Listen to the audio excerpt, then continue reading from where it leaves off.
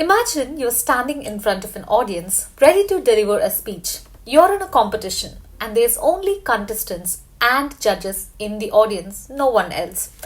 Do you think the other contestants will focus on your speech or on their own piece of work? The answer is, except for the judges, the other contestants are really looking at you, maybe physically, but in fact, in their minds, they're rehearsing their own speech. Why am I telling you this? What does this mean? Often we put too much emphasis on ourselves, thinking that everyone is watching us, everyone is going to judge us, or everyone is going to think only about us. And with this fear, we stop doing certain things, or we start doing certain things to look good in their books. But the fact is, no one actually cares. Nobody cares if you can't dance well. Just get up and dance. Dave Barry. No one cares. It is harsh, but that is the truth. There'll be some people, some close friends, some family who will think about you, who will take interest in certain aspects of your life, and that's it. But they don't care about you as much as you do. To some of us, this thought can be very scary. Do people really not care about me? What am I going to do? But the bright side of this thing is it actually gives you freedom, and this thought itself is invaluable and incredible because you can be free and relaxed that you're not the center of the universe in everyone's world. So now, normally if you have to make any decisions related to your career or any choice at all, the first thought that would pop up in your mind is, how would I look? What would people think if I did this? What would people say if I opted for this line of a career? But now you don't have to think about all that. This fear is usually loud and clear in our heads the moment we have to make important decisions or choices.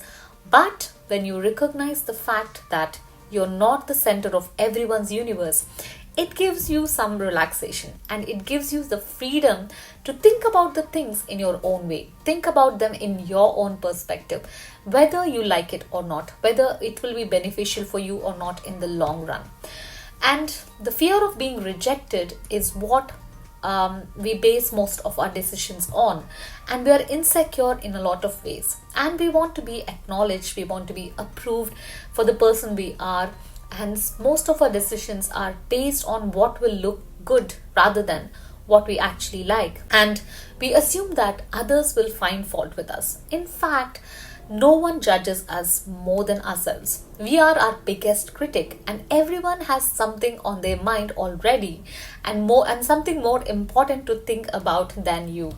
That is themselves. People are actually focused on themselves and not you. So relax. Everyone is selfish and all they care about is themselves.